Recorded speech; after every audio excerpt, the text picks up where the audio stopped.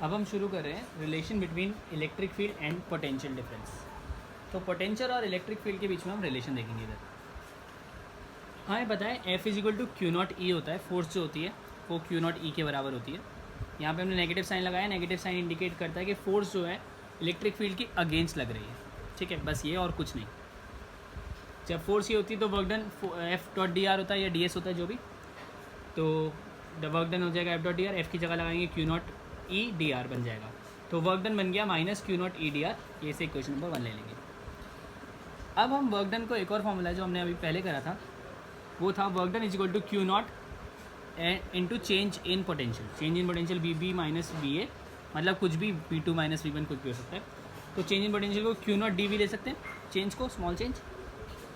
Therefore दो work done आ गए हमारे पास, एक आ गया minus q naught E d r और एक आ गया क्यू नॉट डी वी। दोनों इक्वेशंस को इक्वेट करेंगे, q naught d v is equal to minus q naught E d r. Q naught से क्यू नॉट काटेंगे, डी आर को नीचे फेंकेंगे, माइनस को उधर लेके जाएंगे। Electric field is equal to minus d we by D r. ये d we by D r जो है this is the potential difference, potential sorry not potential difference, this is potential gradient. और potential gradient की definition होती है it is the rate of change of potential with distance. आप लोग इसे लिख सकते हैं rate of change of potential with distance.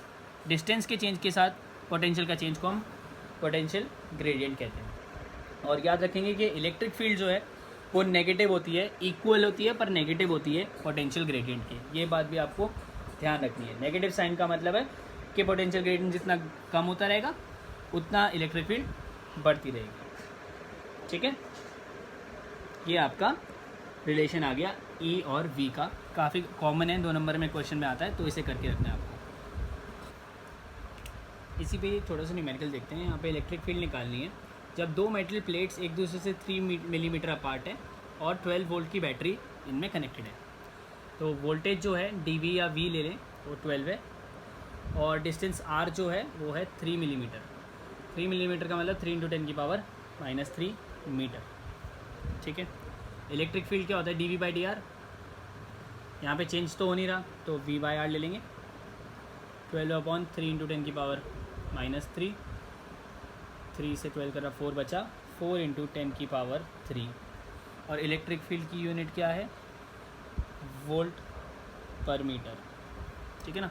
Volt पर मीटर भी है और न्यूटन पर कूलम भी है, बट क्योंकि वोल्टेज और मीटर के लिए बात करें तो वोल्ट पर मीटर है।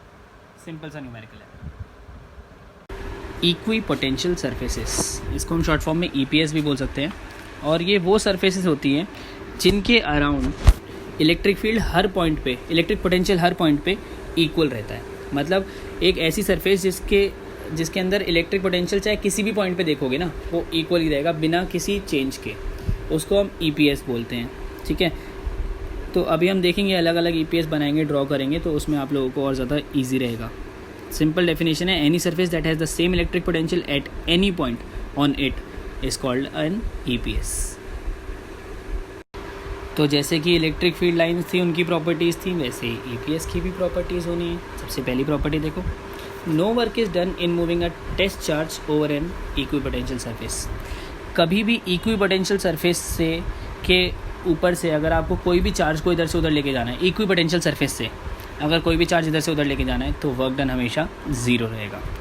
दूसरी देखें, electric field is always normal to the equipotential surface at any point. Electric field और EPS हमेशा 90 डिग्री रहता है, ठीक है। इलेक्ट्रिक फील्ड लाइंस और EPS हमेशा एक दूसरे से 90 डिग्री रहेगा, ठीक है। कंपोनेंट्स वो दोनों हमेशा नॉर्मल रहेंगे एक दूसरे से। तीसरा पॉइंट देखो, equipotential surfaces are closer together in the region of strong field and farther apart in the regions of weak field. Strong field के रीजन्स में तो इक्वी पोटेंशियल सरफेसेज पास हो जाएंगी, वीक फील्ड में दूर हो जाएंगी। सेम वही हमने इलेक्ट्रिक फील्ड लाइंस के लिए भी करा था, वही सेम बात यहाँ पे भी आएगी, ठीक है ना। तो जितनी पास उतनी ज़्यादा अच्छी फील्ड, जितनी दूर उतनी कम अच्छी फील्ड, ठीक है। और लास्ट है no two equipotential surfaces can intersect each other. कोई भी दो इक्वी पोटेंशियल सर्फेस एक दूसरे को इंटरसेक्ट नहीं करेंगी, जैसे कि इलेक्ट्रिक फील्ड लाइंस में सेम टू सेम कर रहा था। मैं फिर याद दिलाता हूँ, क्योंकि अगर वो इंटरसेक्ट करेंगी then there will be 2 values of electric potential. एक ही पॉइंट पे 2 वैल्यूज़ इलेक्ट्रिक पोटेंशियल की हो नहीं सकती, इसलिए पॉइंट ऑफ इंटरसेक्शन पॉसिबल है ही नहीं। इसमें 2 ही क्वेश्चन आते हैं ज़्यादातर, या तो प्रॉपर्टी लिखने को आती है, वरना आपको पूछ लेते हैं कि नॉर्मल क्यों होती है EPS इलेक्ट्रिक फील्ड के, और दूसरा कि दोनों एक दूसरे से इंटरसेक्ट क्यों नहीं करती हैं। सिंपल है और कुछ ज़्यादा है नहीं इसमें। तो इक्वी पोटेंशियल सरफेसेस या फिर EPS बनाए कैसे? सबसे पहले पॉजिटिव पॉइंट चार्ज के लिए देख रहे हैं। ये जो एरोज हैं ये सारी, ये तो आपकी इलेक्ट्रिक फील्ड लाइंस है, ठीक है, जो हमने पिछले चैप्टर में करी थी। ये डॉटेड जो है ये आपका इक्वी पोटेंशियल सरफेस है। तो ये कंसेंट्रिक सर्कल्स बन रहे हैं, एक के ऊपर एक के ऊपर एक। ये पॉजिटिव पॉइंट चार्ज के लिए। नेगेटिव पॉइंट चार्ज के लिए सेम बनेगा, पर जो इलेक्ट्रिक फील्ड लाइन्स है वो अंदर को आएंगी, इसमें बाहर को जा रही है ना, बस वो अंदर को आएंगी। EPS सेम ही बनेंगी, ठीक है। दूसरा है फॉर अ डाइपोल। यहाँ पे हम देखें पॉजिटिव और नेगेटिव चार्ज है, EPS है वो सॉरी इलेक्ट्रिक फील्ड लाइन्स तो जैसे थी वैसे ही हैं पिछले चैप्टर की तरह। ये बन रही है EPS डॉटेड, फिर बड़ा डॉट्स, फिर ऐसे कंसेंट्रिक सर्कल्स हैं, बट सर्कल्स इसमें इस तरह से हैं, अगर उसमें साफ नहीं दिख रहा हो इस तरह से, ठीक है। थोड़ा थोड़ा जो पीछे की साइड को दूर जाते रहेगा, आगे की साइड को पास आते रहेगा, दोनों साइड पे, ठीक है। इधर की साइड तीनों का जो डिस्टेंस है वो एक दूसरे के पास है, बट यहाँ से दूर है। ये है आपका डाइपोल के लिए। तीसरा जो EPS आएगा वो आपका फॉर इक्वल पॉजिटिव चार्जेस है। तो इक्वल पॉजिटिव चार्जेस के लिए इलेक्ट्रिक फील्ड लाइन्स तो वैसे ही बनेंगी जैसे पिछले चैप्टर में बनाई थी हमने। EPS अब ये दोनों पास पास आ रहे हैं, जैसे डाइपोल में एक दूसरे से दूर दूर जा रहे थे, ये पास पास आ रहे हैं। और क्लियरर पिक्चर के लिए आई वुड रिकमेंड कि आप लोग एक बार NCERT देख ही लें, बहुत ज़्यादा साफ है मेरी ड्राइंग से, बट ये आपको एक आइडिया देता है। फिर आता है for uniform electric field. Uniform electric field तो सीधी लाइन्स जो हैं वो सारी यूनिफॉर्म इलेक्ट्रिक फील्ड्स हैं, पर जितने भी ये बॉक्सेस बन रहे हैं या जितने भी ये शीट्स बन रही हैं ये सारी EPS हैं इलेक्ट्रिक फील्ड लाइन्स के लिए, ठीक है ना। इक्वी पोटेंशियल सरफेसेस हैं। नेगेटिव वाला अगर दो नेगेटिव के लिए आएगा तो चार्जेस इधर को आ जाएंगे, मतलब ये इलेक्ट्रिक फील्ड लाइन्स उल्टा शेप कर लेंगी अपना, मतलब सीधा करेंगी, बस ये एरोज उल्टे शेप हो जाएंगे और सेम बनेगा नेगेटिव के लिए भी, ठीक है। और आपको यूनिफॉर्म इलेक्ट्रिक फील्ड तो देख ही लिया। तो 4 हमने बनाए हैं नेगेटिव के लिए, सिंगल नेगेटिव और 2 नेगेटिव के लिए आप खुद बना सकते हैं। ज़्यादा साफ फिगर के लिए आप एक बार NCERT ज़रूर देख लें। इलेक्ट्रिक पोटेंशियल एनर्जी इसे डिनोट करेंगे हम U से। It is the amount of work done in bringing a charge from infinity to a point. बस सिंपल है, इलेक्ट्रिक पोटेंशियल एनर्जी जो होती है बस वर्क डन होता है और कुछ भी नहीं। बहुत ही हल्की सी डेफिनेशन है, डायरेक्टली लिखो, इसके जो डेरिवेशन है वो करो। Potential energy due to a system of 2 charges. अब यहाँ पे 2 चार्जेस के बीच में पोटेंशियल एनर्जी निकाल रहे हैं। अब पोटेंशियल एनर्जी आप लोगों को पता ही चल गया है कि it is the work done. किसी भी चार्ज को कहीं से इधर से उधर हटाने के लिए वर्क डन जो होता है उसे पोटेंशियल एनर्जी कहते हैं। तो सबसे पहले मान लेते हैं, ये डायग्राम ये सब कुछ छोड़ देते हैं, पहले मान लेते हैं कि कोई खाली जगह थी, ये इसके अंदर की खाली जगह है। अब हम उस खाली जगह में एक चार्ज Q1, यहाँ पे ये चार्ज है, इस चार्ज को उठाया हमने Q1 और यहाँ लगा दिया, ये आ गया चार्ज Q1, पॉइंट है P1 जो कि ये दिख रहा है आपको पहले। तो इस टाइम पे जब कोई और चार्ज नहीं था तो इस चार्ज पे कोई वर्क डन भी नहीं लगा, इसलिए W1 0 है। क्यों? क्योंकि इस टाइम पे कोई और चार्ज था ही नहीं। Work done because of another charge जो होता है वो पोटेंशियल एनर्जी होती है। तो वर्क डन तो यहाँ पे लगा ही नहीं क्योंकि कोई और चार्ज था ही नहीं। फ्री स्पेस में आप कोई एक चार्ज लेके आ गए, कुछ फर्क नहीं पड़ेगा, कोई वर्क डन नहीं रहेगा, इसलिए वर्क डन 1 जो है W1 जो है वो 0 रहेगा। क्यों? क्योंकि इनिशियली Q1 को लाने के लिए फ्री स्पेस था और कोई चार्ज नहीं था। अब हमने क्या किया, अब Q1 तो यहाँ पे आ गया, अब हम एक दूसरा पॉइंट चार्ज Q2 उठा के ले आए Q1 के पास P2 पॉइंट पे। अब Q1 की पे तो कोई चार्ज नहीं लगा था, कोई वर्क डन नहीं लगा था, बट Q2 पे वर्क डन लगेगा बिकॉज ऑफ Q1, ठीक है। अब हम निकालते हैं Q2 पे क्या वर्क डन लगा है Q1 की वजह से। तो सबसे पहले निकालते हैं potential energy, potential difference V1 due to Q1। जो पोटेंशियल डिफरेंस लगेगा Q2 पे उसे V1 कहेंगे क्योंकि वो Q1 की वजह से लग रहा है। तो V1 लग रहा है Q1 की वजह से, और V की वैल्यू आप लोगों को पता है, लास्ट लेक्चर में आप लोगों ने देखा था 1/4πε0 Q/R होती है या फिर KQ/R, एक ही बात है। तो V1 = 1/4πε0, Q की जगह Q1 और R की जगह distance between them is R12। Work done क्या होता है? पोटेंशियल इनटू चार्ज, तो वर्क डन बन जाएगा 1/4πε0 Q1 Q2, क्योंकि Q2 आगे दूसरा चार्ज है, अपॉन R12, ठीक है। तो पोटेंशियल एनर्जी जो होता है वो दोनों वर्क डन या जितने भी वर्क डन होता है उन सब का सम होता है। यहाँ पे 2 वर्क डन है, W1 और W2, W1 तो 0 ही है, तो पोटेंशियल एनर्जी W2 के बराबर है। Therefore potential energy is equal to 1/4πε0 Q1 Q2 by R12, distance between them. तो पोटेंशियल एनर्जी का फॉर्मूला अब आपको पास आ गया है के Q1 Q2 बाय आर। ठीक है, पोटेंशियल का क्या था के क्यू बाय आर, इसमें के Q1 Q2 bye are, 2 Q हैं इसमें। फिर से बता रहा हूँ, वर्क डन 1 इसलिए नहीं लगा क्योंकि तब तक फ्री स्पेस था, एक चार्ज लेके आए, एक चार्ज को लाने का फ्री स्पेस में कोई वर्क डन नहीं लगेगा। बट 2 चार्ज जब लेके आओगे, दूसरा चार्ज जब लेके आओगे तो पहले की वजह से वर्क डन लगेगा, जो यहाँ पे लगा। क्लियर है? अब हम देख रहे हैं potential energy of a system due to 3 point charges. अभी 2 पॉइंट देखा, 3 पॉइंट देख रहे हैं। तो पहला वाला वर्क डन तो 0 ही आपको बताइए। सबसे पहले एक फ्री स्पेस था, मैं दोबारा समझाता हूँ। फ्री स्पेस है, खाली जगह है, और खाली जगह में कुछ भी नहीं है। एक मिनट, ये दिखाता हूँ मैं तुम्हें मस्त चीज़। ये खाली जगह है, ठीक है, इसमें कुछ नहीं है, नथिंग। ओके, इसके अंदर 1 पॉइंट चार्ज डाला, कोई वर्क डन नहीं होगा। क्यों? क्योंकि कोई और दूसरा चार्ज इसको अपोज नहीं कर रहा। जब तक कोई दूसरा चार्ज अपोज नहीं करेगा वर्क डन नहीं होगा। क्लियर है बात? W1 0। फिर ये आ गया इधर Q1। फिर एक उठा के चार्ज लेके आए Q2 पॉइंट P2 पे, जिसका डिस्टेंस 1 से 2 तक का R12 है। अब इस पे वर्क डन हमने पिछली डेरिवेशन में निकाला, उसको देख के आप निकाल सकते हो अगर आपको ये निकालने को है। और वो होता है 1/4 pi epsilon naught Q1 Q2 bye R12। ये आपका वो वाला वर्क डन आ गया। अब वर्क डन 3 जब निकलेगा, क्योंकि ये दोनों पॉइंट पहले से ही आ चुके हैं, अब तीसरा पॉइंट भी लेके आ रहे हैं हम, तो इस पॉइंट पे इसकी वजह से भी वर्क डन होगा, इस पॉइंट पे इसकी वजह से भी वर्क डन होगा। तो वर्क डन होगा पोटेंशियल बिकॉज ऑफ Q1 और potential of because of Q2, इन दोनों का अलग अलग पोटेंशियल निकालेंगे, ऐड करेंगे और फिर मल्टीप्लाई करेंगे उसे Q3 से, क्योंकि वर्क डन क्या होता है? Potential into charge. तो पोटेंशियल को ऐड करेंगे हम Q3 से। तो potential V due to Q1 V13 ले लेते हैं, V due to Q2 V23 ले लेते हैं। और पोटेंशियल का फॉर्मूला क्या होता है? 1/4 pi epsilon naught Q1 by Q by R। तो Q1 और डिस्टेंस इन दोनों के बीच में है R13। ऐसे यहाँ पे Q2 अपॉन R23, क्योंकि डिस्टेंस इन दोनों के बीच में क्या है? R23। फिर से बता रहा हूँ, पोटेंशियल जो होता है के क्यू बाय आर होता है, के की जगह 1/4 पाई एप्सिलॉन नॉट, क्यू की जगह Q1 क्योंकि Q1 की वजह से, अपॉन डिस्टेंस ऑफ 1 से 3, के Q2 अपॉन डिस्टेंस ऑफ 2 से 3। Very easy it is. तो वर्क डन किसके बराबर होगा? वर्क डन होगा पोटेंशियल इंटू चार्ज। चार्ज को तो बाहर निकाला, पोटेंशियल को दोनों को ऐड करेंगे तो कॉमन 1/4 पाई एप्सिलॉन नॉट बाहर निकल जाएगा, बचा गया Q1 upon R13 plus Q2 upon R23 into Q3। तो हमारे पास तीसरा वर्क डन आ गया। पहला वर्क डन आ गया, दूसरा वर्क डन आ गया, तीसरा वर्क डन आ गया। तो हमें सिंपल क्या करना है कि W1 W2 W3 को ऐड कर देना है, जो टोटल पोटेंशियल एनर्जी निकालनी है। W1 W2 W3, W1 is 0, W2 is ये, W3 इज ये। ठीक है, 1/4 पाई एप्सिलॉन नॉट कॉमन निकालते हैं, बचा गया Q1 Q2 बाय R12। नीचे देखो, बचा गया Q1 मल्टीप्लाई से होगा Q3 बाय R13। इधर क्या बचा? Q2 मल्टीप्लाई से होगा Q3 बाय R23।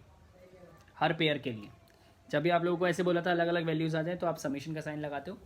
तो टोटल पोटेंशियल एनर्जी किसी के लिए, ये तो 3 के लिए हो गया, n नंबर के लिए total potential energy is equal to 1/4 pi epsilon naught, summation का साइन i और j, क्योंकि इसमें दोनों वैल्यूज़ वेरी करेंगी, क्योंकि Q1 1 2 1 3 2 3 2 4 ऐसे करके बहुत सारी वैल्यूज़ वेरी करेंगी। तो i और j दोनों लिया है, r के साथ भी i और j दोनों लिया है। i और j की वैल्यू 1 से लेकर n तक कुछ भी हो सकती है, दोनों की वैल्यू कभी भी सेम नहीं होगी, ये ध्यान रखना है।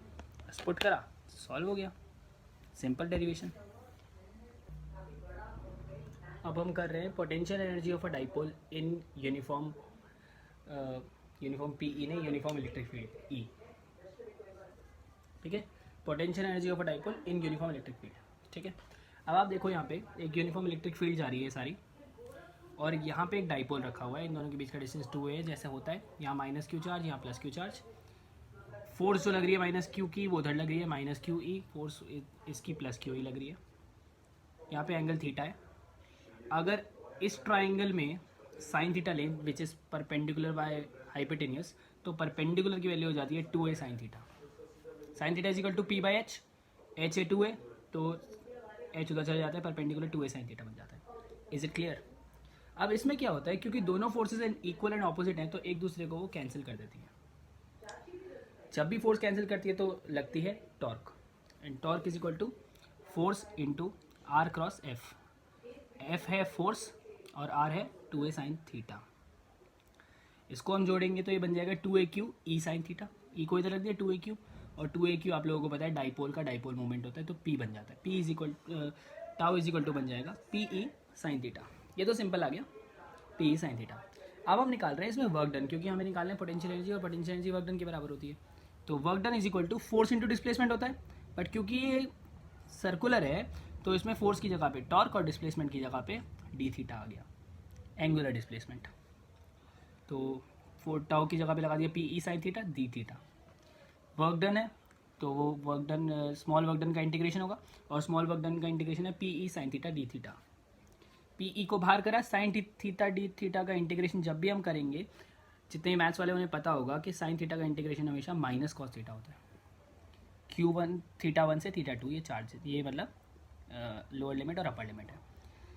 तो क्या बनेगा इसमें, minus cos theta 2 plus cos theta 1, cos क्योंकि माइनस का साइन है हम उल्टा ले लिया, PE कॉस थीटा 1 पहले आ गया क्योंकि वो नीचे था, बट माइनस का साइन है, और कॉस थीटा 2 बाद में आ गया।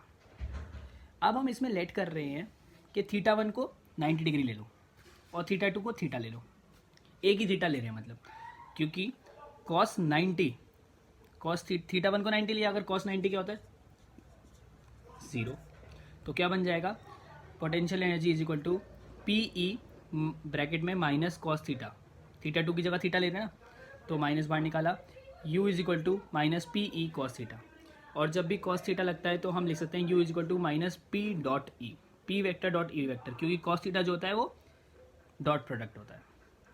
शुरू में सबसे पहले फिर से बता देता हूँ, हमने पोटेंशियल इलेक्ट्रिक फील्ड ली, डाइपोल लिया, डाइपोल की फोर्सेस कैंसिल कर गई, टॉर्क निकाला, टॉर्क से वर्क डन निकाला, वर्क डन को इंटीग्रेट किया, और एक थीटा को हटा दिया, मतलब कॉस 90 ले लिया, दूसरा थीटा को सॉल्व करके यहाँ तक आ गए।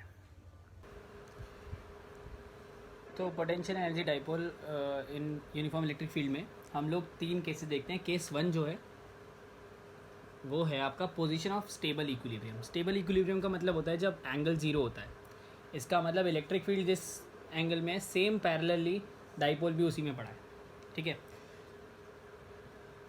थीटा 0 है तो माइनस PE कॉस 0 1 होता है, इसका मतलब U is equal to minus PE, ये पैरेलल है। 0 एनर्जी जब थीटा 90 डिग्री होगा, इलेक्ट्रिक फील्ड यहाँ है, डाइपोल यहाँ है, 90 डिग्री एंगल है, 0 एनर्जी होगा थीटा 90, क्योंकि कॉस 90 0 होता है, इसलिए पोटेंशियल एनर्जी 0। तीसरा केस है, ये सेकंड केस था।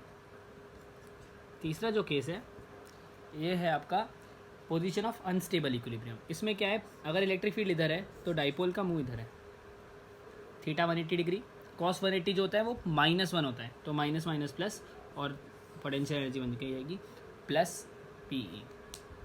ये तीनों के तीनों स्टेबल, 0 और अनस्टेबल इक्विलिब्रियम केसेस है आपके potential energy of dipole in uniform electric field के। मान लेते हैं हमारे पास एक कंडक्टर है, चाहे उसमें कितना भी चार्ज हो, चाहे उसका कोई भी शेप हो, कोई भी साइज़ हो, या वो कहीं पे भी रखा हो, कौन सी भी इलेक्ट्रिक फील्ड में रखा हो, उसके अंदर की साइड हमेशा चार्ज 0 रहेगा। मैंने आप लोगों को बताया था कि चार्ज इनसाइड अ कंडक्टर हमेशा 0 रहता है, और इसी प्रॉपर्टी को हम यूज़ करते हैं इलेक्ट्रोस्टैटिक शील्डिंग में। It is the phenomena of making a region free from charge, free from any electric field, ठीक है। It is based on the fact that electric field vanishes inside the cavity of hollow cylinder. Simple बात है कि जब भी आपको electric field हटानी है किसी जगह से, आप उस जगह के अराउंड एक कंडक्टर लगा दो। कंडक्टर से अगर उसको शील्ड कर दिया, मान लो आपको एक जगह पे इलेक्ट्रिक फील्ड नहीं रखनी है और उस पॉइंट को या उस सब्सटेंस को आपने कंडक्टर से अगर शील्ड कर दिया, तो ऑब्वियसली कंडक्टर के इनसाइड तो इलेक्ट्रिक फील्ड 0 होगी, क्योंकि चार्ज 0 है, और इसी फिनोमिना को हम बोलते हैं इलेक्ट्रोस्टैटिक शील्डिंग। अब शील्डिंग की भी काफ़ी एप्लीकेशंस हैं, हम यहाँ पे 2 देख रहे हैं। सबसे पहली एप्लीकेशन है कि जब भी थंडरस्टॉर्म या लाइटनिंग हो रही होती है, लाइटनिंग मतलब जब बिजली कड़क रही होती है और गिरती है बिजली, तो उसमें सबसे सेफ़ होता है कि आप अपनी गाड़ी के अंदर बैठे, ना कि आप किसी ट्री के पास बैठें या किसी ओपन ग्राउंड में बैठें। क्यों? क्योंकि ओपन ग्राउंड या ट्री में डायरेक्टली बिजली आप पे लग सकती है। अगर गाड़ी पे बिजली लगी भी तो जो लाइटनिंग है वो गाड़ी को एज अ कंडक्टर देखेगी, क्योंकि कार एक कंडक्टर होगी, और क्योंकि कार के बाहर की साइड चाहे कितना भी चार्ज हो, इनसाइड द कंडक्टर तो कोई चार्ज होता नहीं, तो इनसाइड द कंडक्टर तो आप हो, आपको कोई चार्ज लगेगा नहीं, आप बच गए। इसको हम कहते हैं इलेक्ट्रोस्टैटिक शील्डिंग की पहली एप्लीकेशन। दूसरी एप्लीकेशन है कि सेंसिटिव कंपोनेंट्स जितने भी होते हैं इलेक्ट्रॉनिक डिवाइसेस के, उन सबको आप मेटल उसके अराउंड प्लेस कर सकते हैं, मेटल की शील्ड बना सकते हैं उनके अराउंड। ये हम देखेंगे आपका चैप्टर नंबर 7 में, जब आपको ट्रांसफार्मर के कोर की शील्डिंग करनी होगी। तो ट्रांसफार्मर का कोर जो होता है ना, अगर बार बार इलेक्ट्रिक फील्ड चेंज होती रहती है तो वो ख़राब हो सकता है। तो हम उसके अराउंड क्या करते हैं, कोर के अराउंड एक मेटल का बॉक्स डाल देते हैं, मतलब मेटल के बॉक्स के अंदर वो कोर डाल देते हैं। तो इलेक्ट्रिक फील्ड मेटल के बॉक्स के अंदर तो चेंज होगी नहीं, ज़ीरो ही रहेगी। जब मैं इलेक्ट्रिक फील्ड में चेंज नहीं आएगा तो कोर जो है वो ज़्यादा टाइम तक सही रहेगा, ख़राब नहीं होगा। किसी भी सेंसिटिव कंपोनेंट जो इलेक्ट्रिक फील्ड के चेंज होने से ख़राब हो सकता है, उसके अराउंड हमें ये मेटालिक शील्डिंग कर सकते हैं। ये दोनों एप्लीकेशंस रही हमारी इलेक्ट्रोस्टैटिक शील्डिंग की।